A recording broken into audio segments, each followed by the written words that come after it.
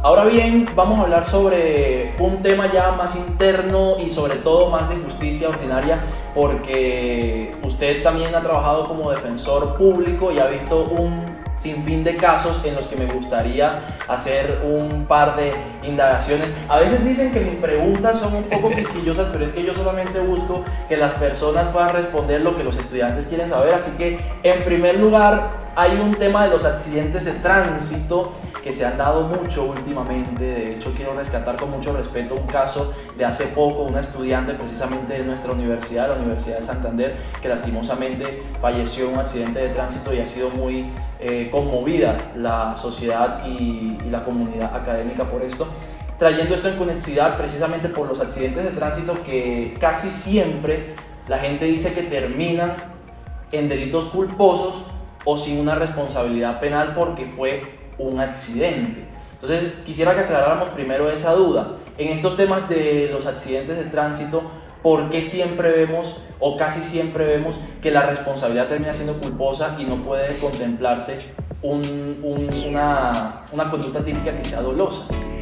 Hay una situación muy compleja en eso, y uno puede, depende de la posición teórica que asuma con el derecho, interpretarlo para poder tomar una decisión final. Es decir, que el comportamiento jurídicamente, para hablar para los que saben del derecho, los que entienden el derecho o intentamos entenderlo, sí. Hablar de las diferencias entre el dolo eventual y la culpa con representación tiene una línea delgada en la que podemos decir cuando una persona asume una fuente de riesgo y deja algo librado al azar, o simplemente es alguien que confía poder evitar ese resultado.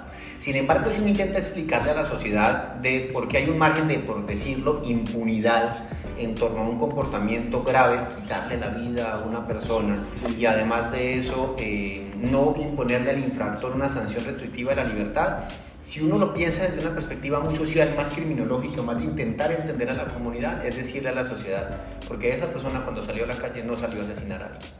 Y si usted lo piensa desde la intención, desde el tipo subjetivo, desde qué es lo que deseaba esa persona cuando ejecutaba una acción de riesgo y causaba un resultado que lesiona los intereses jurídicos de alguien, debe pensar en qué piensa ese humano, en qué pensaba ese humano que conducía esa moto, irresponsable, irreverente, desaprobadamente, por supuesto, pero si esa persona en realidad tenemos que compararlo a aquel que saca un arma y le dispara a otro en la frente. No es durísimo para una mamá, y por supuesto todos mis sentimientos de solidaridad para esa víctima, para esa mamita que debe sufrir como ninguna, para todas las víctimas de delitos de accidentes de tránsito, pero a veces es tan desafortunado para la persona que ha sido víctima del crimen como para quien lo comete, porque lo digo yo que manejo un carro, o usted que maneja un carro, o alguien que maneja una moto, uno no se sube a un vehículo a quitarle la vida a alguien, y al día siguiente cuando se ve en el espejo, ve a un asesino en el espejo, y eso es muy difícil de entender.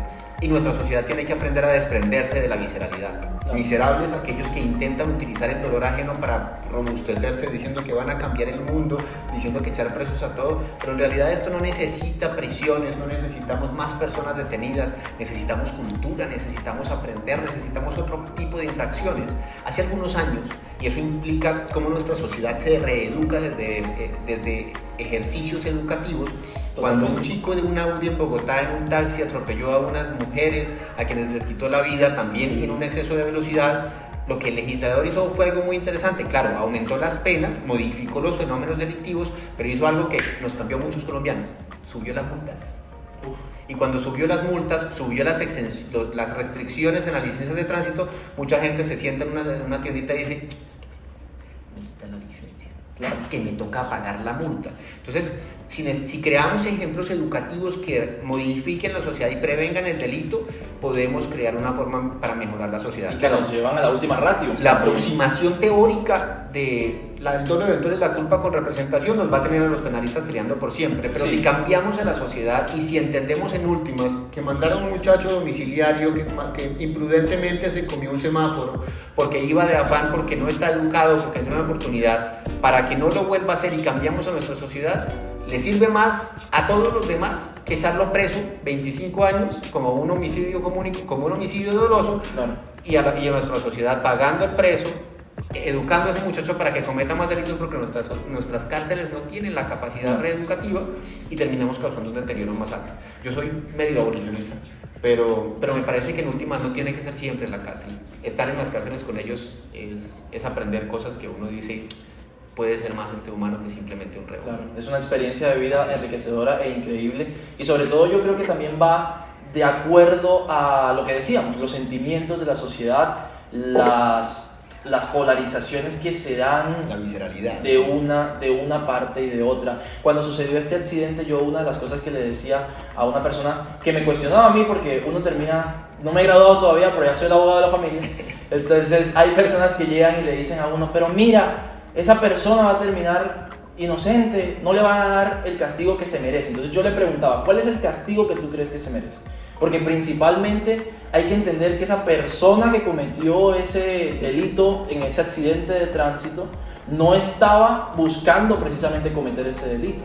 Entonces, si lo miramos desde el punto de vista de que era un domiciliario, ¿cómo es la realidad del domiciliario hoy en día en las ciudades grandes? Por ejemplo, acá en Bucaramanga, hombre, están obligados, están casi que coaccionados a ir a altas velocidades para poder conseguir una buena paga, por decirlo así. Entonces hoy en día tenemos empresas que no vamos a mencionar directamente, pero tenemos unas empresas que ofrecen servicios turbo para que las cosas lleguen en menos de 10 minutos. Y si el domiciliario está del otro lado de la ciudad, pues ¿qué va a hacer ese domiciliario? ¿Qué cree la gente que va a hacer ese domiciliario para poder llegar a tiempo en 10 minutos a entregar ese servicio? O sea, la gente a veces tiene conciencia y critica cuando sucede la consecuencia, pero no se ponen a ver que hasta ellos mismos piden el servicio de 10 minutos.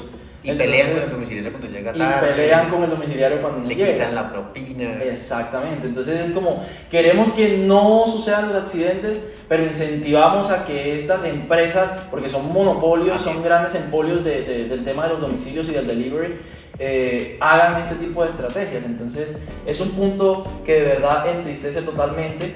Y